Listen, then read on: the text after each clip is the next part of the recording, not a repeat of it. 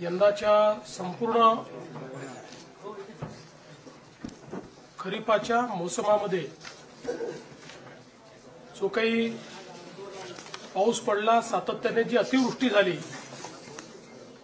त्यामुळे मोठ्या प्रमाणात शेतीचं आणि शेतकऱ्यांचं नुकसान झालं.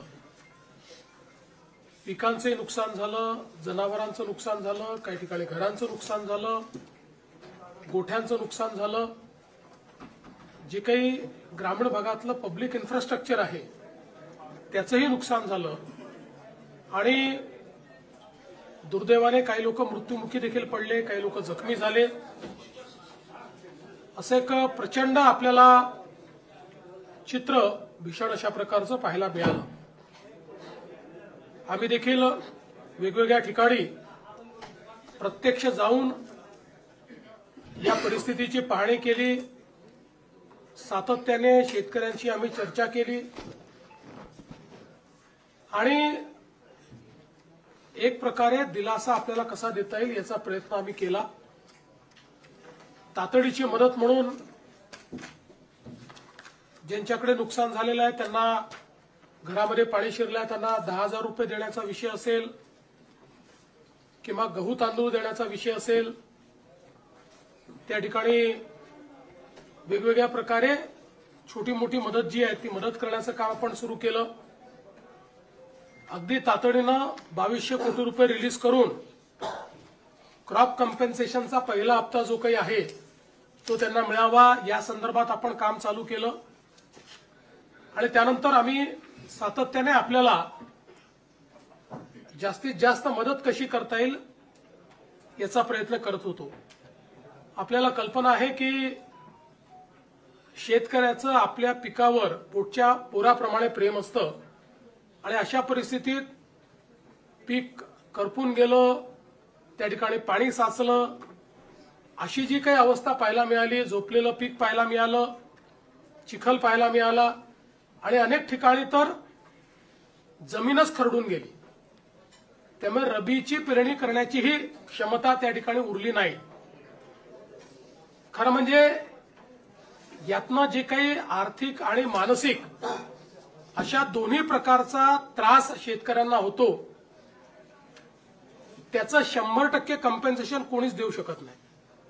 मात्र आमचा शेतकरी पुन्हा आपल्या पायावर उभा राहायला पाहिजे आणि भविष्यामध्ये पुन्हा शेतकरी आणि शेती ही उभी राहिली पाहिजे. या दृष्टीनं आम्ही जास्तीत जास्त रिसोर्सेस याच्याकडे वळवण्याचा निर्णय घेतला आणि त्या दृष्टीने आम्ही कम्पेन्सेशनच्या संदर्भातलं एक पॅकेज तयार केलेलं आहे. साधारणपणे आपण जर बघितलं तर महाराष्ट्रामध्ये 1,43,52,281 हेक्टर एवढ्या जमिनीवर पिकांची लागवड झाली होती. यापैकी साधारणपणे 68,69,756 हेक्टर एवढ्या जमिनीवरचं पिकांचं नुकसान झालेलं आहे. यात काही जमिनीवर अंशतः आहे आणि मोठ्या प्रमाणात पूर्णतः नुकसान आपल्याला पाहायला मिळतं आहे. साधारणपणे मेजर नुकसान जे आहे ते 29 जिल्ह्यांमध्ये झालेलं आहे. 253 तालुके हे जवळपास सरसकट आम्ही घेतलेले आहेत की ज्या ठिकाणी आम्ही मदत करतो आहोत, ज्यामध्ये 2059 मंडळ आहेत की ज्या मंडळांमध्ये क्रॉप डॅमेज झालेला आहे. त्यामुळे 65 मिलीमीटरची अट आम्ही ठेवलेली नाही. जिथे क्रॉप डॅमेज आहे असं सगळं कव्हर करून त्या ठिकाणी मदत करण्याचा निर्णय आपल्या सरकारने त्या ठिकाणी घेतलेला आहे. एकूण सर्व प्रकारची जी मदत आपण करतो आहे ज्यामध्ये क्रॉप डॅमेज आहे, ज्यामध्ये खरडून गेलेल्या जमिनीचा विषय असेल किंवा मृत व्यक्तींना मदत असेल, जखमींना मदत असेल, इस्पितळातली मदत असेल, 10,000 रुपये जे आपण देतो ती मदत असेल, पूर्णतः जे नष्ट झालेले पडझड झालेले घरं आहेत जी 100% गेली आहेत त्याला पूर्णपणे आपण नव्याने घरं बांधण्याकरता त्या ठिकाणी मदत करणार आहोत आणि नव्याने प्रधानमंत्री आवास योजनेतला नवीन घर समजून त्याला पूर्ण पैसे देऊन त्या ठिकाणी त्या घराची निर्मिती आपण करणार आहोत. डोंगरी भागातली देखील जी घरं आहेत त्यांना 10,000 रुपये जास्तीचे देऊन त्या घरांना देखील आपण मदत करणार आहोत. जिथे अंशतः घरांची पडझड झाली आहे त्यांनाही मदत करणार आहोत. झोपड्यांची जिथे पडझड झाली आहे त्यांनाही मदत करणार आहोत. त्यासोबत गोठ्याची मदत आपण वेगळी करणार आहोत. दुकानदारांचं देखील नुकसान झालेल्या जवळपास 50,000 रुपयापर्यंतचं दुकानदारांना देखील आपण त्या ठिकाणी मदत करणार आहोत. दुधाळ जनावरं जी आहेत याच्याकरता जवळपास 37,500 रुपयापर्यंत प्रति जनावर अशा प्रकारे मदत करण्याचा आपण निर्णय घेतलेला आहे. आणि एनडीआरएफमध्ये 3 जनावरांपर्यंतची जी काही मर्यादा आहे ती आपण काढून टाकलेली आहे. जेवढ्या जनावरांचं त्या ठिकाणी मृत्यू झाला असेल त्या प्रत्येक जनावराकरता राज्य सरकारच्या वतीनं कॉम्पेन्सेशन देण्यात जाईल. ओढकाम करणारी जी जनावरं आहेत त्याच्याकरता 32,000 रुपये प्रति जनावर देण्यात येईल. कुक्कुटपालनाकरता देखील आपण त्या ठिकाणी जो काही आपला दर आहे तो 100 रुपये प्रति कोंबडीप्रमाणे जेवढं नुकसान झालं असेल तेवढं देणार आहे.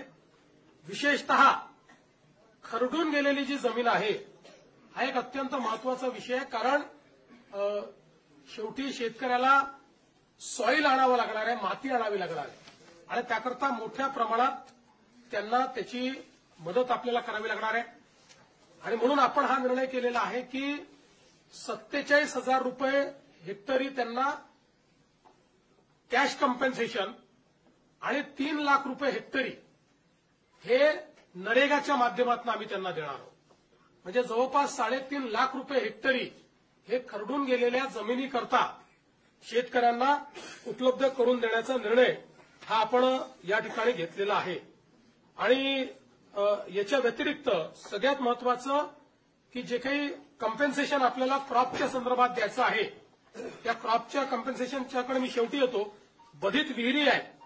आता ज्या विहिरींमध्ये गाळ गेला आहे, ज्या विहिरींचं नुकसान झालेलं आहे याकरता एनडीआरएफचे कुठलेही नॉर्म्स नाहीत तरी देखील राज्य सरकारने एक विशेष बाब म्हणून 30,000 रुपये प्रति विहीर ही मदत करण्याचा निर्णय घेतलेला आहे. ज्यातनं हा गाळ काढणे आणि ती विहीर सुस्थितीत आणणे हे काम देखील आपण करणार आहोत.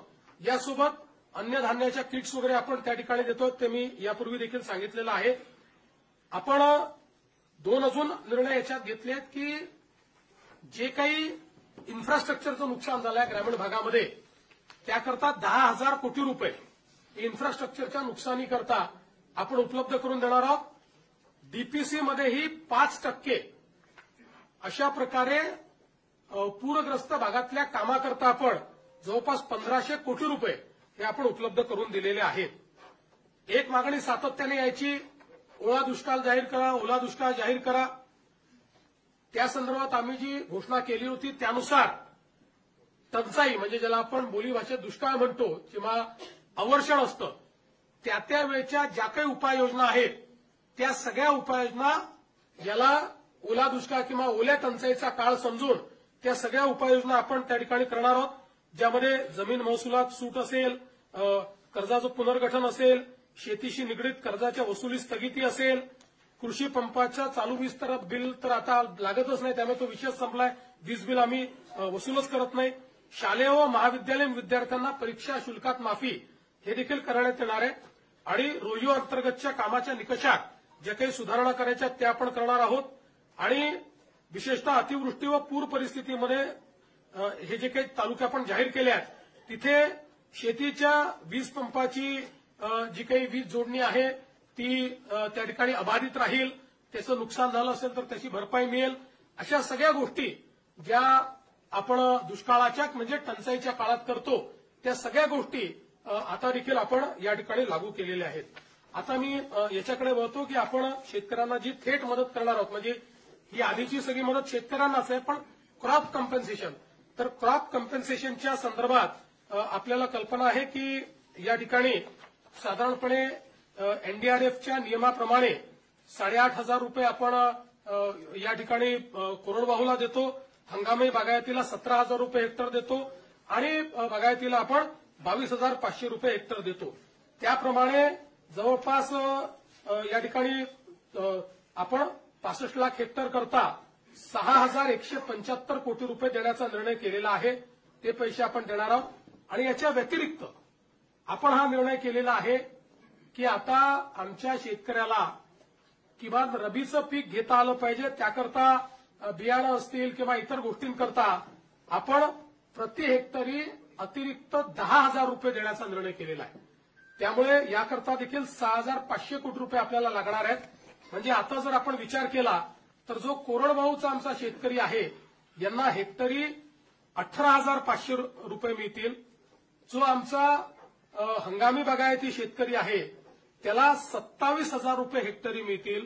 आणि जो आमचा बागायती शेतकरी आहे त्याला 32,500 रुपये हे हेक्टरी देण्याचा निर्णय केला आहे. याच्या व्यतिरिक्त जवळपास 45 लाख आपले शेतकरी जे आहेत यांचा विमा आपण उतरवलेला आहे. विमा उतरवलेल्या शेतकऱ्यांना याच्या व्यतिरिक्त आता त्याचं कॅल्क्युलेशन चाललेलं आहे, पण याच्या व्यतिरिक्त अगदी कन्झर्वेटिव्ह साईडला जरी आपण पकडलं तरी ज्यांचं पूर्ण नुकसान झालेलं आहे अशा शेतकऱ्यांना साधारणपणे 17,000 रुपये हेक्टरी विम्याचे पैसे मिळतील. त्यामुळे आपण जर बघितलं तर ज्यांनी विमा उतरवलेला आहे अशा शेतकऱ्यांना साधारणपणे त्यातले जे कोरडवाहूचे शेतकरी आहेत त्यांनाही 35,000पर्यंत मिळतील. आणि जे बागायती आहेत त्यांना तर 50,000 प्रति हेक्टरच्या वर एकंदरीत पैसे जे आहेत ते या ठिकाणी प्राप्त होणार आहेत. आणि साधारणपणे आपण जर एकूण राज्य सरकारने या ठिकाणी जो काही आता याच्यावर नियतवेग दिलेला आहे त्याचा एकत्रित अंदाज बांधला. आम्ही याच्यामध्ये साधारणपणे इन्शुरन्सचे पैसे जे आहेत ते 5,000 कोटीच पकडले आहेत, पण आमचा अंदाज आहे 7,500 ते 10,000 कोटी रुपये आम्हाला त्यातनं मिळतील. पण कन्झर्वेटिव्ह अंदाज आम्ही पकडलाय कारण त्या संदर्भात अजून क्लेम जाणे आणि ती सगळी प्रोसेस होणे आहे. पण हा जरी आपण पकडला कन्झर्वेटिव्ह अंदाज तरी एकूण राज्य सरकारच्या वतीनं 31,628 कोटी रुपयांचं पॅकेज हे आपण या ठिकाणी देतो आहोत की ज्या माध्यमातून 31,628 कोटी एवढं पॅकेज म्हणजे जवळपास 32,000पर्यंत हे पॅकेज चाललेलं आहे. अशा 32,000 कोटीपर्यंत अशा प्रकारचं हे पॅकेज या ठिकाणी आपण दिलेलं आहे. आणि आपला प्रयत्न आहे की यातला जेवढा जास्तीत जास्त पैसा हा आपल्याला या ठिकाणी दिवाळीच्या आधी देता येईल. किमान क्रॉप कॉम्पन्सेशनचे पैसे वगैरे जे काही आहेत हे जेवढे जास्तीत जास्त दिवाळी आधी पुश करता येतील. बाकी तर जे मृत व्यक्तींचं सहाय्य आहे, जखमींचं सहाय्य वगैरे हे आम्ही ऑलरेडी देऊन टाकले आहेत. 10,000 रुपये जे द्यायचे आहेत ते ऑलरेडी देऊन टाकलेले आहेत. बऱ्याच गोष्टी आपण यातल्या दिलेल्या आहेत. काही गोष्टी ज्या राहिलेल्या आहेत त्या सगळ्या गोष्टी आणि क्रॉप कॉम्पन्सेशनचे पैसे हे आपण त्या ठिकाणी देण्याचा प्रयत्न करणार आहोत. आणि आपण जर विचार केला तर निव्वळ क्रॉप कॉम्पन्सेशन करता आपण याच्यामध्ये जे पैसे देतो ते देखील जवळपास 18,000 कोटी रुपयांपेक्षा जास्त आहे. म्हणजे मला असं वाटतं की आतापर्यंतच्या इतिहासात सर्वात जास्त पैसे हे क्रॉप कॉम्पन्सेशनला देण्याचा प्रयत्न या ठिकाणी आपल्या सरकारच्या माध्यमातून आम्ही केलेला आहे. आम्ही तिघांनी बसून याच्यावर खूप विचार केला आणि हा निर्णय केला की 4 खर्च कमी करावे लागले तरी देखील आपण त्या संदर्भात मागे पुढे पाहू नये. कारण शेतकऱ्यांवर अभूतपूर्व अशा प्रकारचे संकट आहे आणि म्हणून आपण जे काही जास्तीत जास्त करता येईल तो करण्याचा प्रयत्न आम्ही करू. याच्या व्यतिरिक्तही आमचा हा प्रयत्न आहे. आज मुख्यमंत्री सहायता निधीला देखील मोठ्या प्रमाणात लोक मदत करतायत आणि त्याही माध्यमातून अनेक गोष्टी अशा असतात की ज्या आपल्या कुठल्याच नियमामध्ये आपल्याला कव्हर करता येत नाहीत. त्यामुळे अशा प्रकारच्या ज्या काही गोष्टी हळूहळू आढळतील त्याच्यावर आम्ही मुख्यमंत्री सहायता निधीतनं किंवा काही लोकांनी सीएसआर देखील देण्याचं मान्य केलं आहे. त्या सीएसआरच्या माध्यमातून आपल्याला कशी मदत करता येईल या संदर्भातला प्रयत्न आमचा असणार आहे. कुठल्याही परिस्थितीमध्ये शेतकऱ्यांच्या मुलांचं शिक्षण हे याच्यामुळे बाधित होऊ नये, त्यांची स्वप्न कुठेतरी खंडित होऊ नये अशा प्रकारचा प्रयत्न या माध्यमातून आम्ही या ठिकाणी केलेला आहे. त्यामुळे हे सगळं मी आपल्यासमोर पॅकेज ठेवलेलं आहे. मी माननीय अजितदादा आणि शिंदे साहेबांना विनंती करतो की त्यांनी देखील मत याच्यावर व्यक्त करावं.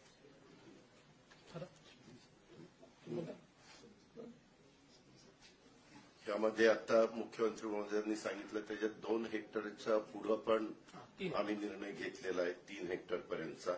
त्याच्यामुळे काही शेतकऱ्यांच्या मनात अशी शंका येण्याची शक्यता आहे की आपल्याला 2 हेक्टर आणि तो वरचा सगळा भार राज्य सरकारने उचललेला आहे.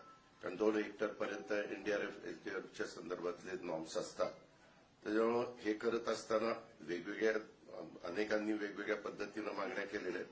पण या सगळ्याच्या मध्ये कुठल्याही परिस्थितीत त्या शेतकऱ्याला उभं करायचंच असा निर्णय राज्य सरकारने घेऊन ह्या सगळ्या गोष्टी अंमलात आणण्याच्या करता आपण हे पॅकेज हे जाहीर केलेलं आहे. आणि ज्यात खूप बारकाईनं विचार करून कुठलाही घटक हा वंचित राहणार नाही याबद्दलची पण काळजी राज्य सरकारने हे पॅकेज जाहीर करत असताना केलेलं आहे.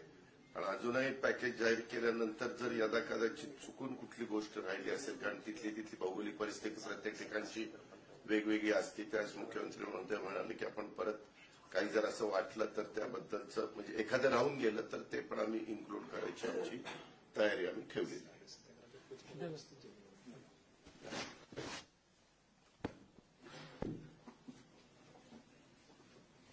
यावर्षी अतिवृष्टीमध्ये 1 जून ते 30 सप्टेंबर पर्यंत अतिशय मोठं नुकसान शेतकऱ्यांचं झालं आणि प्रत्यक्ष संकट मोठं होतं. मुख्यमंत्री महोदय स्वतः, अजितदादा, मी, आमचे कृषी मंत्री, सगळेच मंत्री प्रत्यक्ष बांधावर देखील जाऊन शेतकऱ्यांचं झालेलं नुकसान पाहिलं देखील. आणि फक्त बांधावर जाऊन नुकसान पाहण्यापुरतं सरकारने काम मर्यादित केलं नाही, तर तात्काळ त्यांना 10,000 रुपये तातडीची मदत देण्याचाही निर्णय घेतला. त्याचंही वाटप सुरू झालं. यावेळी जवळपास 352 तालुके आणि 65 लाख हेक्टर जमीन नुकसानग्रस्त झाली आणि जवळपास 60 लाख शेतकरी याच्यामध्ये बाधित झाले. एकंदरीत आपण सगळ्यांनीच पाहिलं की शेतकऱ्यावर हे आलेलं संकट गेल्या अनेक वर्षापासूनचं मोठं होतं. अनेक शेतकरी भेटत होते, ते म्हणाले एवढा मोठा पाऊस आम्ही अनेक वर्षात पाहिला नाही. आणि म्हणूनच शेतकऱ्यांवर आलेला प्रसंग बाका होता, मोठा होता. आणि त्यामुळेच मुख्यमंत्री महोदय, मी, अजितदादा, आम्ही आमच्या या बाबतीमध्ये 2-3 बैठकाही झाल्या आणि शेतकऱ्याच्या मागे खंबीरपणे महायुतीचं सरकार नेहमी राहिलंय. आणि यावेळचं संकट मोठं पाहिल्यानंतर किती काही ओढाताण असले तरी काही लोक विरोधी पक्ष असतील की शेतकऱ्यांना एवढं पॅकेज द्या, तेवढं पॅकेज द्या. आणि हे सगळं करत असताना विरोधी पक्ष काय करतो, यापेक्षा शेतकऱ्यांच्या मागे उभं राहणं हे शासनाचं कर्तव्य आहे. आणि या कर्तव्य भावनेतूनच हे एक मोठी मदत, भरीव मदत मुख्यमंत्री महोदयाने अतिशय विस्तारपूर्ण त्याच्यामध्ये सांगितलेलं आहे. आणि 31,000 कोटीपेक्षा जास्तचं हे सगळी जी मदत आहे ती आपण त्याचा देण्याचा निर्णय घेतलाय. खरं म्हणजे यामध्ये उभी पिकं आडवी झाली होती, जमिनी खरडून गेल्या, काही नदीच्या प्रवाहामध्ये जमिनीच कापून गेल्या आणि त्याचबरोबर घरांची पडझड झाली, अंशतःही झाली, पूर्णताही झाली, पशुधन वाहून गेलं, काही जीवितहानी झाली. फार प्रचंड असं हे मोठं नुकसान यावेळेस आपण पाहिलेलं आहे. आणि अशा प्रसंगात शेतकऱ्याला देखील आधार देण्याची आवश्यकता आहे. आणि म्हणून आम्ही शेतकऱ्याच्या मागे उभं राहणार म्हणून सरकारने घेतलेली भूमिका आज मुख्यमंत्री महोदयांनी स्वतः जी काही घोषणा केलेली आहे यावरून आम्ही जे बोललो ते या ठिकाणी करतोय. ही भावना सरकारची आहे आणि शेतकऱ्यांची आहे. खरं म्हणजे ही दिवाळी काळी होणार नाही, सरकार काळी होऊ देणार नाही, अशा प्रकारचं भाष्य देखील आम्ही केलं होतं. आणि त्यामुळे दिवाळीपूर्वी ही मदत जी आहे शेतकऱ्यांच्या हातात गेली पाहिजे ही भूमिका सरकारने घेतली. आणि ही मदत देखील आता आणखी काल धाराशिवमध्ये देखील मोठं नुकसान झालंय, पाऊस पडलाय. जी काही आज घोषणा केली आहे त्याच्यामध्ये आणखी काही शेतकऱ्यांचं नुकसान होईल, ते देखील ही अंतिम मदत नाहीये, शेतकरी प्रक्रिया आहे. आणि म्हणून शेतकऱ्यांना मदत देणं हे आमचं कर्तव्य आहे. म्हणून शेतकऱ्यांनी कुठेही खचून जाऊ नये, टोकाचं कुठलंही पाऊल शेतकऱ्यांनी उचलू नये, कारण शेवटी शासन आपल्या पाठीशी खंबीरपणे उभा आहे. आणि म्हणूनच मी या ठिकाणी सांगू इच्छितो की काही लोक म्हणत होते तामिळनाडू, पंजाब असलं तशी मदत द्या, पण आपलं मला वाटतं तामिळनाडू आणि पंजाबपेक्षा कर्नाटकपेक्षाही आपलं जे मदतीचं पॅकेज आहे ते मोठं आहे. आणि आम्ही कुणाशी म्हणजे तुलना करण्यापेक्षा आपल्या शेतकऱ्याला काय हवंय, काय काय नुकसान झालेलं आहे, ही वस्तुनिष्ठ अहवाल घेऊन त्यामध्ये मदत झालेली आहे, मदत होईल. आणि त्यामध्ये सगळ्यात महत्वाचं म्हणजे जमिनी ज्या गेल्या, कापून गेल्या, खरडून गेल्या, यावेळेस त्यांना जवळपास 60,000पेक्षा जास्ती ते शेतकरी आहेत. आणि अशा शेतकऱ्यांना 47,000 रुपये तर मुख्यमंत्री महोदयांनी सांगितल्याप्रमाणे खरडून गेलेल्या जमिनीला मिळणारच आहेत. परंतु मनरेगामधून 3 लाख रुपये हेक्टरी जे काय जमिनीचं रिस्टोरेशन आहे, पूर्ववत जमीन करणं हे सोपं नाहीये. आणि तो मोठा प्रश्न शेतकऱ्यांसमोर होता आणि तो आपण सरकारने मिटवलाय. त्यामुळे देखील मोठी रॉयल्टी लावत नाही आपण. आणि त्याला रॉयल्टी फ्री केलेला आहे. त्यामुळे या मदतीच्या पॅकेजमध्ये गाळ भरलेला आहे. तो देखील जो गाळ काढण्याचं काम त्याला देखील या सर्व मदतीची त्याला सहकार्य होणारच आहे. आणि यामध्ये 2 हेक्टरचं आपण 3 हेक्टर, काही लोक म्हणत होते की 2 हेक्टरची मर्यादा आहे, ती मर्यादा काढा. तर 3 हेक्टर आपण ऑलरेडी त्याची देखील मर्यादा वाढवलेली आहे. आणि यामध्ये जसं पीक विम्याचं देखील मुख्यमंत्री महोदय म्हणाले, ती देखील रक्कम यामध्ये ऍड होणार आहे. आणि मोठ्या प्रमाणावर यामध्ये शेतकऱ्यांना दिलासा मिळेल. शेतकरी वाऱ्यावर शेतकऱ्याला सोडणार नाही. आणि शेतकऱ्याला पुन्हा सक्षम करण्यासाठी जे जे काही उपाय करता येतील ते आम्ही करणार आहोत. आणि म्हणून सगळे निकष बाजूला ठेवून आमच्या सरकारने सगळे निकष, अटी, शर्ती बाजूला ठेवून शेतकरी हा केंद्रबिंदू, शेतकरी हा फोकस केलेला आहे.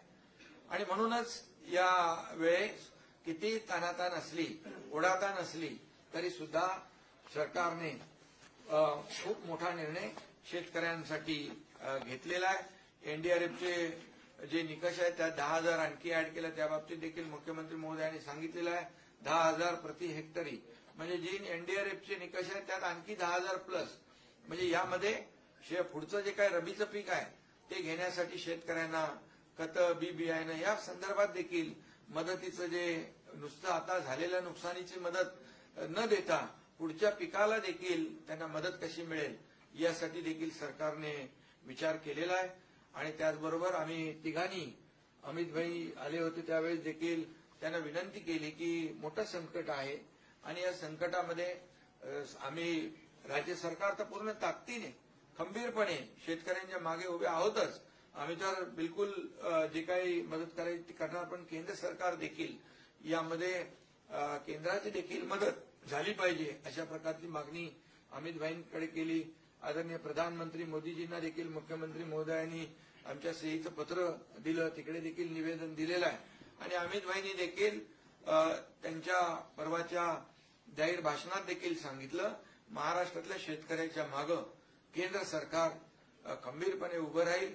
आपला प्रस्ताव दाखल केला की तातडीने तो मान्य केला जाईल. त्यामुळे मला वाटतं की यावेळचं संकट मोठं बघून राज्य सरकारने मोठा निर्णय घेतलेला आहे. आकड्यामध्ये म्हणजे आपण आकडे पाहिले किंबहुना ज्या ज्या पद्धतीचं नुकसान शेतकऱ्यांचं झालंय या सर्व शेतकऱ्यांना पूर्णपणे मदतीचा हात राज्य सरकार देईलच आणि तो निर्णय आपण घेतलेलाच आहे. आणि यानंतर देखील काही छोट्या मोठ्या काही गोष्टी समोर येतील त्याला देखील सरकार हात आकडता घेणार नाही. आणि केंद्र सरकार देखील आदरणीय प्रधानमंत्री नरेंद्र मोदीजी नेहमीच शेतकऱ्यांच्या पाठी उभे राहिलेले आहेत. म्हणूनच त्यांनी दर वर्षाला शेतकरी सन्मान योजना सुरू केली. आपणही त्याच्यामध्ये तेवढेच 6,000 रुपयाची भर घालून नमो शेतकरी सन्मान योजना देखील सुरू केली. त्यामुळे शेतकऱ्यांच्या बद्दल असलेला जो काही जिव्हाळा आहे जी काय आपुलकी आहे, शेवटी शेतकरी आपला अन्नदाता आहे, मायबाप आहे, आणि म्हणून आज बळीराजाच्या डोळ्यामध्ये अश्रू आहे. ते अश्रू पुसण्याचं काम नक्की राज्य सरकार केल्याशिवाय राहणार नाही, आणि त्याचीच प्रतिपूर्ती आजच्या मुख्यमंत्री महोदयांनी डिटेलमध्ये जे काय घोषित केलं त्यातून येते. आणि केंद्र सरकार देखील यामध्ये भरीव मदत आपल्याला दिल्याशिवाय राहणार नाही. त्यामुळे पूर्णपणे शेतकऱ्याच्या मागे आम्ही उभे राहू आणि शेतकऱ्याला मोठा दिलासा देऊ. पुन्हा एकदा मी सांगतो की शेतकऱ्यांनी कुठेही खचून जाऊ नये. सरकार आपल्या पाठीशी आहे. कुठलंही टोकाचं पाऊल उचलू नये अशा प्रकारची विनंती या ठिकाणी आम्ही शेतकऱ्यांना करतोय. आपण केंद्र सरकारकडे किती मागणी करणार आहोत आणि दुसरं असं आहे की 2019ला कोल्हापूर सांगलीचा दुष्काळ असेल 2022 एनडीआरएफच्या नॉर्म्सपेक्षा आपण युक्तीने किंवा टिपकीने कॉम्पेन्सेशन दिलं होतं. ते जरी 10,000 रुपये आपण वाढवले असेल तरी ते फक्त रबीच्या पिकांना मिळणार आहे आणि रबीची पिकं ही 1/3 असतात फक्त खरीपाचे. याचा अर्थ फक्त 1/3 शेतकऱ्यांना ते कॉम्पेन्सेशन 10,000चं जे आहे ते मिळणार आहे. पहिली गोष्ट, आतापर्यंतच्या दिलेल्या सगळ्या पॅकेजपेक्षा मोठं पॅकेज आहे. याचं कारण एनडीआरएफची त्या काळात जी काही रक्कम होती त्याच्यापेक्षा आता एनडीआरएफनेच रक्कम वाढवलेली आहे. दुसरं, रबीचं पीक घेतो की नाही घेत हा भेद न करता 100% शेतकऱ्यांना 10,000 रुपये हेक्टरी आम्ही देतो. कारण आमची अपेक्षा अशी आहे की जो रबीचं पीक घेत नव्हता तोही आता घेईल. कारण त्याचं खरीपाचं पीक हे वाया गेलेलं आहे. शेतकरी कधीच रिकामा बसत नाही. त्याच्यामुळे पाणी उपलब्ध आहे. ज्यांची जमीन खरडून गेलेली नाही असे जे शेतकरी आहेत ते रबीचं पीक घेऊ शकतात. त्यामुळे 100% शेतकऱ्यांना, जेवढे याच्यामध्ये बाधित शेतकरी आहे 65 लाखाचा आकडा तो 68 लाखापर्यंत जाणार आहे, या सगळ्या शेतकऱ्यांना आम्ही हे 10,000 रुपये देतो. म्हणून मी म्हटलं आतापर्यंत आम्ही जे दिलेले आहेत त्यातलं सगळ्यात मोठं कॉम्पेन्सेशन यावर्षी दिलेलं आहे. विमा कंपन्या अनेकदा मदत करताना अटी शर्ती घालतात आणि जी मदत मिळते ती अगदी किरकोळ असते आणि आपली जी 3 हेक्टर पर्यंतची मर्यादेची अट आहे विमा कंपन्यांनाच तो लागत नाही की विमा कंपन्या सरसकट सगळ्या जमिनीला भरपाई. विमा कंपन्यांना 2 हेक्टरची वगैरे अट नसते. विमा कंपन्या जेवढ्या जमिनीचा विमा उतरला त्याच्यावर ते देत असतात. आज सकाळीच केंद्रीय कृषी मंत्री शिवराज सिंग चौहान साहेब यांनी मला स्वतः फोन केला आणि त्यांनी सांगितलं की तुम्ही विम्याच्या संदर्भात जी काही कारवाई करावी लागते ती लवकर पूर्ण करा. मी स्वतः विमा कंपन्यांची बैठक घेऊन त्यांनी तातडीनं योग्य कॉम्पेन्सेशन दिलं पाहिजे याकरता त्यांच्यावर दबाव आणीन. त्यामुळे आता आम्ही आमची जी प्रोसेस आहे, जे व्हॅलिडेशन आपल्याला करून द्यावं लागतं त्या प्रोसेसला आता आपण गती दिलेली आहे.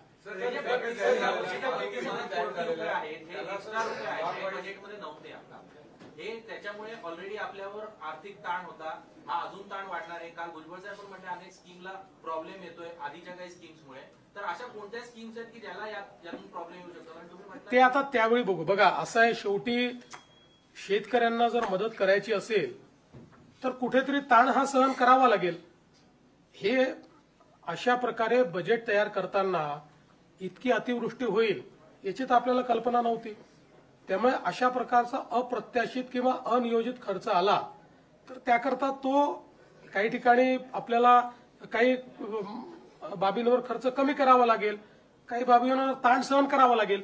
आजच या सगळ्या गोष्टी सांगता येत नाही. आता ज्यावेळी आम्ही रिएप्रोप्रिएशन करू, आज तर आम्ही काय करतो, आमच्याकडे जे जे वेगवेगळ्या प्रकारचे निधी आहेत त्याचं रिएप्रोप्रिएशन करून तात्काळ हे पैसे देणं सुरू करतो. मग डिसेंबरच्या अधिवेशनामध्ये कुठे कमी करायचं कुठे वाढवायचं बघितलं जाईल. पहिलं प्रायोरिटी काय आहे, शेतकऱ्यांना मदत करणे, ती आम्ही करतो. सर, हा जो प्रस्ताव आहे, हा जो पेंडिंग आहे सर, मराठवाड्यामध्ये खूप जास्त नुकसान झालेलं आहे. त्याच्या विभाग वाईज काय आकडा मिळेल का? आणि केंद्र सरकारकडे सर जो प्रस्ताव सादर करणार आहात तो कधी होणार? पहिलं तर विभागशा आत्ता याला देता येणार नाही, पण साधारण तुम्ही ठोक अंदाज घेतला तर परभणी, वाशिम, जालना आणि यवतमाळ हे जिल्हे असे आहेत की जिथे 50% जास्त नुकसान आहे. त्यानंतर छत्रपती संभाजीनगर आणि अहिल्यानगर हे 2 जिल्हे असे आहेत जिथे 75% जास्त नुकसान आहे. आणि लातूर, धाराशिव, नांदेड, बीड, हिंगोली आणि सोलापूर हे असे जिल्हे आहेत जिथे 80% 100% नुकसान आहे. त्यामुळे या जिल्ह्यांना सर्वाधिक मदत मिळेल. अशा म्हणजे जेवढं जिथे नुकसान झालं ना त्यानुसार ती मदत मिळेल.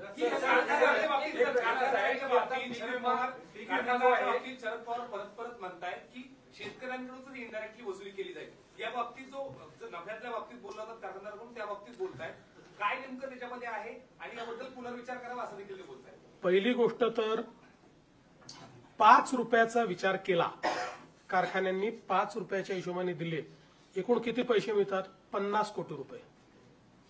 आमचं पॅकेज आहे 31,000 कोटी रुपयाचं. त्यामुळे केवळ त्या कारखान्यांना जाणीव असावी एवढ्यापुरतं आम्ही त्यांना ही विनंती केली आहे. आता आपल्याला कल्पना आहे की FRP कॅल्क्युलेट करण्याची एक पद्धत आहे. शेतकऱ्यांना काय मिळते? FRP मिळते. ती FRP कॅल्क्युलेट करण्याची पद्धत आहे. त्या पद्धतीने जी FRP कॅल्क्युलेट होईल ती शेतकऱ्यांना द्यावीच लागेल. त्याच्यातनं एकही पैसा कट करता येणार नाही. त्याच्या व्यतिरिक्तही पैसे त्यांना द्यायचे आहेत. त्याच्यामुळे अर्थातच नफ्यात नाही पैसे द्यायचे आहेत. आज जर राज्य सरकार त्या ठिकाणी या सगळ्या कारखान्यांना अडचणीत आले तर कर्ज देतं, बिनव्याजी कर्ज देतं, कर्जामध्ये सूट देतं, इथेनॉल करता पैसे देतं, कोजेन करता पैसे देतं, कोजेनमध्ये शॉर्टफॉल आला तर त्याला पैसे देतं, त्यांची मार्जिन आली तर त्याला पैसे देतं. अशा परिस्थितीमध्ये शेतकऱ्यांवर त्या ठिकाणी अशा प्रकारचं काही समजा एखादं संकट आलं तर त्याच्यात मदत करायला हरकत काय? आणि साधारणपणे 200 कारखाने आपल्याकडे गाळप हंगामात असतात. कारखाने जास्त आहेत. याचा हिशोब लावला तर 25 लाख रुपये देखील एखाद्या कारखान्याला येत नाही. पण मी त्याच्या पलीकडे जाऊन सांगतो, अनेक कारखाने असे आहेत की जे आम्हाला 1-1 कोटी रुपये देत आहेत स्वतःहून समोरून येऊन. त्यांना ती सामाजिक जाणीव आहे. कोणी 75 लाख देत आहे, कोणी 1 कोटी देत आहे. त्यामुळे कुठेही शेतकऱ्यांवर याचा बोजा नाही. कारखान्यांनाही सामाजिक बांधिलकी समजली पाहिजे, एवढंच याच्या पाठीमागचं आमचं म्हणणं आहे.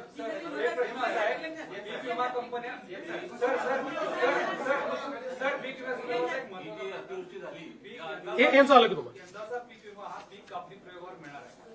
आता पिकच शिल्लक राहिलेली नाही आणि कंपन्यांनी ऑलरेडी आधी प्लॉट तयार केलेले आहेत की जे कापणी प्रयोग तिथं होणार आहे. तर याचं उंबरठा उत्पादन गृहीत धरून पीक विमा कंपन्या मदत देणार की सरसकट आता ज्या पद्धतीने तुम्ही मदत जाहीर केली त्या पद्धतीने पीक विमा कंपन्यांना तुम्ही निर्देश देणार? पीक कापणी प्रयोगाचा अर्थ असा आहे की नेमकं पीक किती उरलेलं आहे ह्याचा अंदाज बांधला जातो. म्हणजे पिकाचं नुकसान किती झालेलं आहे. जिथे पीकच नाही, जिथे पूर्ण नुकसान झालेलं आहे त्या ठिकाणी पूर्ण नुकसानच पकडावं लागेल. तिथे पीक कापणी प्रयोगाचे काही विषय राहणार नाही. फक्त जाऊन त्या ठिकाणी त्यांना ते व्हॅलिडेट करावं लागेल. टाइम बाउंडच आहे ते, त्याचीच कारवाई आता चाललेली आहे. त्यामुळे 100% टाइम बाउंड आहे आणि त्या संदर्भात त्यांना जी काही मदत लागेल ती आम्ही करायला तयार आहोत. दुसरं तुम्ही जे म्हणालात, आम्ही पीक कापणी प्रयोगावर परत का आलो? यापूर्वी आम्ही काही ट्रिगर दिले होते. काही लोक म्हणतात ट्रिगर का काढले? आमचा 2 वर्षाचा अनुभव असा राहिला की या ट्रिगरमुळे पहिले 25% तर शेतकऱ्यांना तात्काळ मिळाले, पण नंतरचे 75% ट्रिगरमध्ये बसलेच नाही. त्यामुळे शेतकऱ्यांचं नुकसान झालं आणि म्हणून आम्ही म्हटलं ही पद्धत नको, जुनी पद्धत बरोबर आहे. कारण पीक कापणी प्रयोगामुळे 100% पैसे मिळतात आणि म्हणून आम्ही त्या पद्धतीकडे परत गेलेलो आहोत आणि त्या पद्धतीने विमा आम्ही देतो. सर, हे आपण वर्षानुवर्ष जे नद्यांचे गळे दाबले आणि अतिक्रमण त्या नद्यांवर झाले त्याचा एक मोठा परिणाम आपल्याला परवाच्या अतिवृष्टीमध्ये आणि त्यातून आलेल्या महापुरामध्ये दिसून आलेला आहे. सरकार आता हे कॉम्पेन्सेशन देताना दीर्घकालीन उपाययोजना काय विचार करत आहे? कारण की जे काही गळे दाबले गेले, अतिक्रमण झाले, त्यातून हे सगळे प्रश्न मोठ्या प्रमाणात निर्माण झालेले आहे. तुमचं म्हणणं अतिशय योग्य आहे. केवळ नद्याच नाही, नाले जे आहेत ते अधिक महत्वाचे आहेत. नाल्यांवरच्या अतिक्रमणामुळे आज विशेषतः मोठ्या प्रमाणात पाणी जमा होणं, शहरांमध्ये पाणी शिरणं, हे जे नुकसान होणं आहे ते नाल्यांच्या, कारण ते नॅचरल फ्लोचे सगळे त्या वाहिन्या आहेत आणि म्हणून निश्चितपणे या संदर्भात एक दीर्घकालीन उपाययोजना आपण करण्याचा विचार करतो. प्रस्ताव कधीपर्यंत जाईल? केंद्राचा प्रस्ताव हा एक मोठं फॉर्मॅट असतं. त्या फॉर्मॅटमध्ये तो तयार करावा लागतो. आपण आपलं कम्पेन्सेशन जेव्हा घोषित करतो त्यावेळेस आपण अनेक वेळा नजर आणेवारीवर देखील तो करू शकतो, त्याला काही अडचण नसते. पण केंद्राकडे पूर्ण फॅक्ट अँड फिगर्स जावं लागतं. त्यामुळे त्या संदर्भातली कारवाई आमची चाललेली आहे. प्रस्ताव केंद्राला एकदाच पाठवता येतो, तो परत रिवाईज नाही करतायत. म्हणून थोडा उशीर झाला तरी सगळ्या फॅक्ट्स अँड फिगर सहित आपलं योग्य कॉम्पेन्सेशन मागता आलं पाहिजे. त्या दृष्टीने आम्ही तो तयार करतो आहोत. त्याची एक प्रोसेस आहे, तो गेल्यानंतर त्यांची टीम येते. त्यामुळे पण जसं मी यापूर्वी देखील सांगितलं की त्याकरता आम्ही थांबणार नाही आहोत, कारण ते रिएम्बर्समेंट आहे. त्यामुळे आम्ही खर्च केला म्हणजे आता केंद्र देणार नाही असं नाहीये. आम्ही खर्च केला तर ते पैसे केंद्र रिप्लेस करून देतं. जसं आताही एनडीआरएफ मध्ये आपल्याला 3-4 हजार कोटी रुपये ऍडव्हान्समध्ये दिले होते, ते आता आपल्याला खर्च करता येतात याच्यामध्ये. म्हणजे त्याच्यात ते ऍडव्हान्समध्ये आपल्याला वर्षाच्या सुरुवातीलाच मिळतात. तसं याच्यामध्ये केंद्राच्या प्रस्तावाकरता ते अडणार काही नाही. आम्ही पैसे खर्च करू, केंद्राची सगळी प्रक्रिया आम्ही पूर्ण करू, त्यातनं जास्तीत जास्त कॉम्पेन्सेशन मिळवायचा प्रयत्न करू.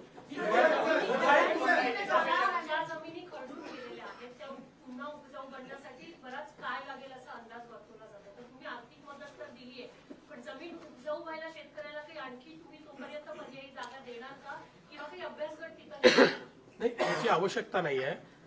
जेव्हा जमीन खरडून जाते त्यावेळी आपण त्या ठिकाणी दुसरीकडनं माती आणतो, सॉइल आणतो. आणि जसं आता सोलापूरमध्ये प्रयोग सुरू केला, सर्वाधिक बाधित सोलापूर आहे.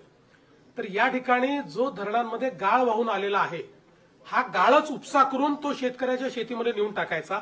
त्याकरता उपस्याला पैसे लागतात, त्याकरता ट्रान्सपोर्टला पैसे लागतात, ते सगळे लेबरचे पैसे लागतात, ते आम्ही उपलब्ध करून देतोय. आणि हा जो गाळ आहे हा इतका उपजाऊ असतो, म्हणजे अनेक वेळा अशा प्रकारचा आपण मागच्या काळामध्ये गाळमुक्त धरण, गाळयुक्त शिवार योजना केली.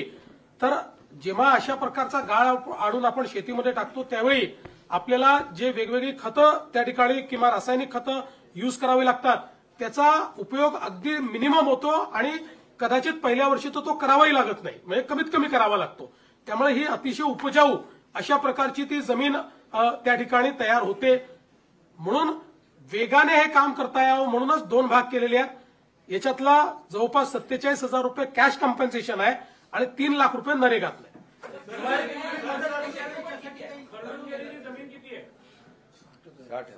60,000 हेक्टर आहे.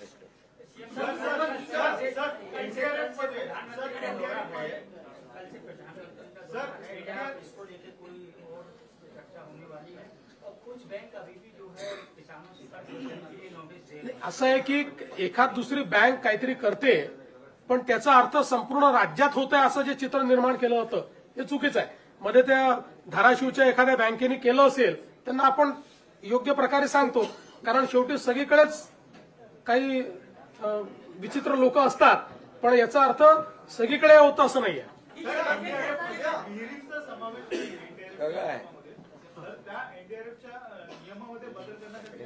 नाही, एनडीआरएफ मध्ये नसला तरी बदल करायला वेळ लागेल म्हणून आम्ही घोषणा केली. एनडीआरएफ मध्ये नसलं तरीही आम्ही 30,000 रुपये विहिरीं करता देणार आहोत, राज्य सरकारच्या पैशातून देणार आहोत.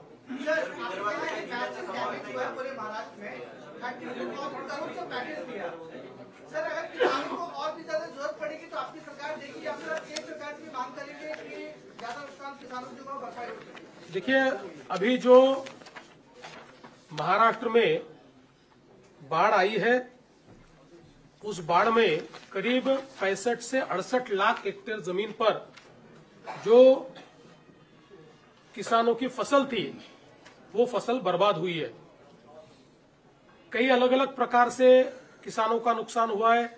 कहीं मवेशी बहकर गए हैं, कहीं पर घरों का नुकसान हुआ है, कुछ इंफ्रास्ट्रक्चर का नुकसान हुआ है, अलग अलग प्रकार से जमीन उनकी बह गई है.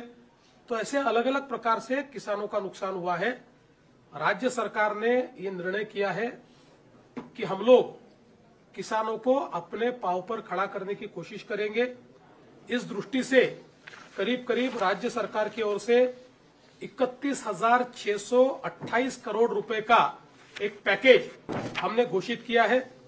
इस पैकेज में जो जिनकी मृत्यु हुई है उनको मदद है, जख्मी है उनको मदद है, जो हॉस्पिटलाइज्ड है उनको मदद है, एक इमीडिएट मदद के रूप में 10,000 रुपया लोगों को है, जो दुकान वाले हैं उनको 50,000 रुपए तक की मदद है.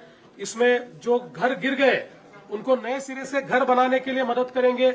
उसके साथ साथ जिनका घर का थोड़ा नुकसान हुआ है, पूरे गिरे नहीं है, उनको भी हम लोग कंपेंसेशन दे रहे हैं. जो मवेशियों को रखने के लिए शेड होता है उसके लिए भी हम लोग मदद करने वाले हैं. मवेशियों को एनडीआरएफ में अगर वो दूध देने वाला जानवर हो तो उसके लिए 3 जानवरों तक ही कंपेंसेशन दिया जाता है। हमने तय किया कि हम पूरा कंपेंसेशन देंगे, जितने मवेशी उनके एक प्रकार से मरे हैं उतना पूरा उनको हम कंपेंसेशन देंगे। इसके साथ साथ हम लोगों ने कंपेंसेशन देने के लिए जो 2 हेक्टेयर की एक मर्यादा होती है उसको भी 3 हेक्टेयर करने का निर्णय लिया है। और जो जमीन बहकर जाती है, बह गई है, जो जहां पर अब खेती लायक जमीन नहीं बची वहां पर सॉइल लाना पड़ता है, मिट्टी लानी पड़ती है, उसके लिए 47,000 रुपया कैश कंपेंसेशन और 3 लाख रुपया नरेगा के माध्यम से हम लोग देने वाले हैं, ताकि वो किसान आने वाले दिनों में वापस सॉइल लाकर अपनी जमीन को रिस्टोर करे और अपनी खेती किसानी को वो शुरुआत कर पाए। इस प्रकार का उनको मदद करने वाले।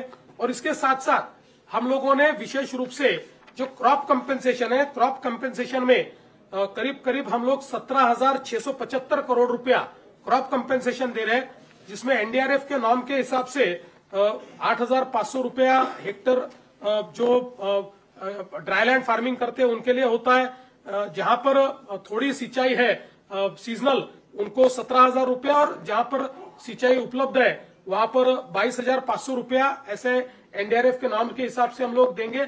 लेकिन उसके साथ साथ उन सभी को, चूंकि अब उनकी खरीफ की फसल बर्बाद हुई है तो ये लोग रबी में वापस फसल ले पाए, इसलिए 10,000 रुपया हेक्टरी ये एक्स्ट्रा कंपेंसेशन हम उनको दे रहे हैं। तो एक प्रकार से अगर हम लोग देखें तो जहां जो इरिगेटेड हमारे फार्मर है उनके लिए जो ये कंपेंसेशन है ये करीब करीब 32,500 रुपए तक जाने वाला है।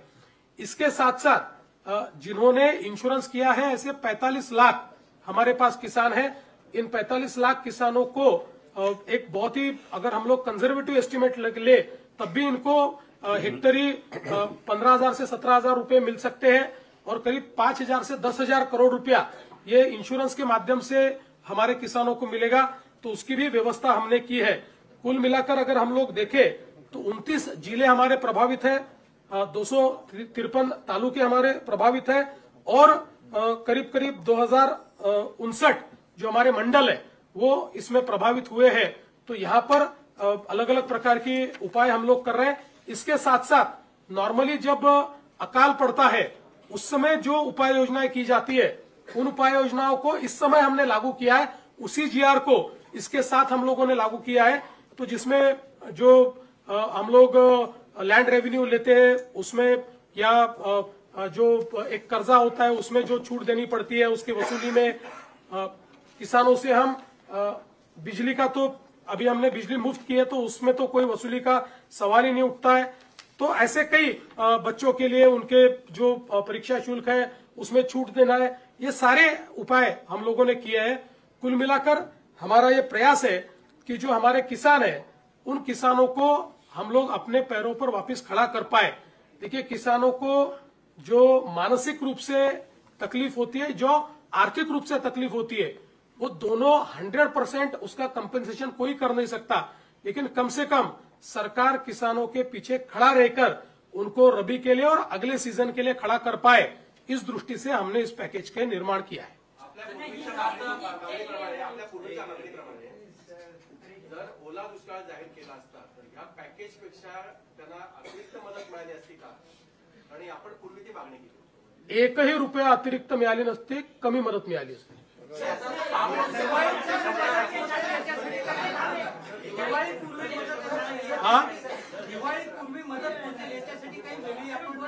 प्रयत्न चालू केला आहे, ऑलरेडी आम्ही त्याची व्यवस्था आपल्या वित्त विभागाने केलेली आहे।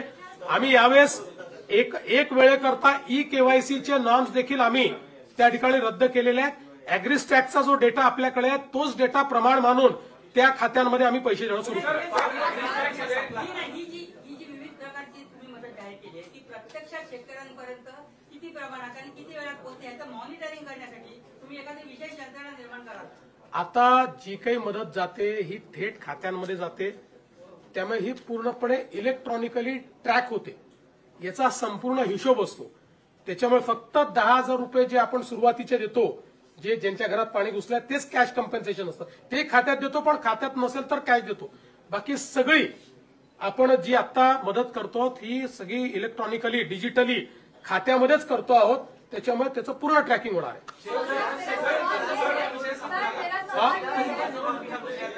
असं आहे की शेतकरी कर्जमाफीच्या संदर्भात जे आश्वासन या ठिकाणी आमच्या सरकारने दिलेलं आहे ते आम्ही पूर्ण करणारच आहोत. पण आमचे माननीय उद्धवजी हे नेहमी मी कर्जमाफी केली हे सांगत असतात. म्हणून आपल्या फक्त नजरेस आणून देतो की महात्मा ज्योतिराव फुले ही कर्जमाफीची योजना त्यांनी घोषित केली होती.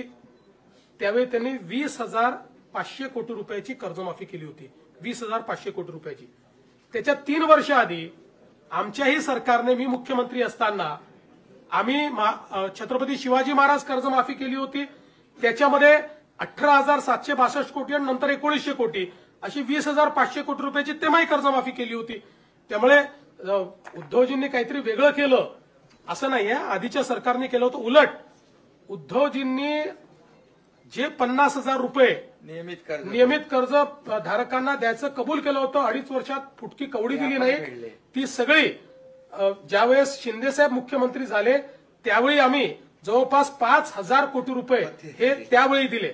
आणि मी हा आकडा याकरता सांगतो की आपण एक लक्षात ठेवा, 20,000 कोटी रुपयाचं त्यांनी त्या ठिकाणी कर्जमाफी केली. आम्ही तर आता जे कम्पेन्सेशन देतो ते 18,000 कोटीच आहे. म्हणजे 18 नाही, ते खरडून गेलेल्या जमिनीचा विषय केला तर 21,000 कोटीच आहे. 21,000 कोटी रुपयाचं तर थेट कम्पेन्सेशन आम्ही देतो. त्यामुळे आम्ही कुठेही आमच्या घोषणेपासून दूर गेलेलो नाही. पण आज कर्जमाफी करण्यापेक्षा थेट मदत करणं हे जास्त महत्वाचं आहे. कारण कर्जमाफी केली तरी तो आपल्या जमिनीवर माती कुठनं आणणार आहे, तो आपल्या पुढच्या हंगामामध्ये पैसे कुठनं आणणार आहे. आणि म्हणून कर्जमाफीच्या संदर्भात आम्ही कुठेही मागे हटलेलो नाही, ती देखील आम्ही करू. पण आज जी थेट मदत करणं हे गरजेचं आहे, ती थेट मदत आता राज्य सरकारच्या वतीनं आम्ही करतो आहोत. सर, एक सवाल ये भी है कि आपकी सरकार की तरफ से किसानों को मदद दी जा रही है, लेकिन कई जो किसान हैं, जो उनके परिवार वाले हैं, उनके पास शायद वो दस्तावेज, वो डॉक्यूमेंट्स नहीं होंगे. क्या उन किसानों को भी ये सहायता दी जाएगी? देखिए, इसके लिए दस्तावेज की आवश्यकता ही नहीं है. ये हमने अपने सर पर लिया है. इसका वैलिडेशन भी हम कर रहे हैं. इसका एग्रीस्टैक का अकाउंट भी हमारे पास है. तो इसलिए उनको कोई दस्तावेज देने की जरूरत नहीं है. इसका सर्वे भी हम लोग करते हैं, उसका वैलिडेशन भी हम लोग करते हैं. उसको उनके 7/12 के अनुसार उस गट में क्या क्या है उसकी एंट्री भी हम लोग करते हैं. उसको एग्रीस्टैक के साथ जोड़ते भी हम लोग हैं और उसमें पैसा भी हम लोग डालते हैं. शेतकऱ्यांची अद्याप नोंदणी झालेली नाही. आपल्याकडे 1,72,00,000 खातेदार शेतकरी आहेत, त्यातले 1,17,00,000 शेतकऱ्यांची काहीतरी ऍग्रीस्टॅकमध्ये नोंदणी झाली. तर उर्वरित शेतकऱ्यांचं कसं होतं? असं आहे की ऍग्रीस्टॅकमध्ये कोणाची नोंदणी झाली आहे माहितीये का? ऍक्टिव्ह शेतकऱ्यांची नोंदणी झाली आहे. ऍबसेंटी शेतकरी यांची नोंदणी नाही. मुंबईमधले अनेक लोक असे आहेत की ज्यांनी वेगवेगळ्या ठिकाणी शेती घेऊन ठेवली आहे, पण ते शेती करत नाहीत. त्यांनी इन्व्हेस्टमेंट म्हणून शेती घेऊन ठेवलेली आहे. ऍक्टिव्ह शेतकऱ्यांची सगळ्यांची ऍग्रीस्टॅकमध्ये नोंदणी आम्ही केलेली आहे. मला सांगताना आनंद वाटतो, देशामध्ये पहिल्या नंबरवर महाराष्ट्र ऍग्रीस्टॅकमध्ये. सर्वाधिक नोंदणी ही महाराष्ट्राने केली आहे. आणि एखादा शेतकरी असा असेल की त्याची ऍग्रीस्टॅकमध्ये नोंदणी नाही, तर त्याला एवढंच करावं लागेल की ई-केवायसी करावं लागेल. कम्पेन्सेशन त्याला पण मिळणार आहे. पण ऍग्रीस्टॅकचा उपयोग का करतोय की ई-केवायसी करावी लागू नये म्हणून. ई-केवायसीला थोडा वेळ लागेल म्हणून आपण करतोय. आमच्या मते जवळजवळ 100% ज्यांना कम्पेन्सेशन द्यायचं आहे, 1% वाटल्यास बाजूला ठेवू, पण 99% शेतकरी ज्यांना कम्पेन्सेशन द्यायचं आहे ते ऍग्रीस्टॅकच्या डेटामध्ये उपलब्ध आहे. हा, ते तुम्ही चांगलं सांगितलं, ते मी सांगायचं विसरलो. मत्स्य शेतीच्या बाबतीतही आपण त्या ठिकाणी जी काही नुकसान भरपाई आहे ती नुकसान भरपाई आपण देतो आहोत. आणि जवळपास मत्स्य शेती करता त्याच्यानंतर काही ठिकाणी बोटींचं नुकसान झालेलं आहे, त्याही करता आपण नुकसान भरपाई देतो. आपण 100 कोटी रुपये त्याकरता वेगळे राखून ठेवले. चला, धन्यवाद.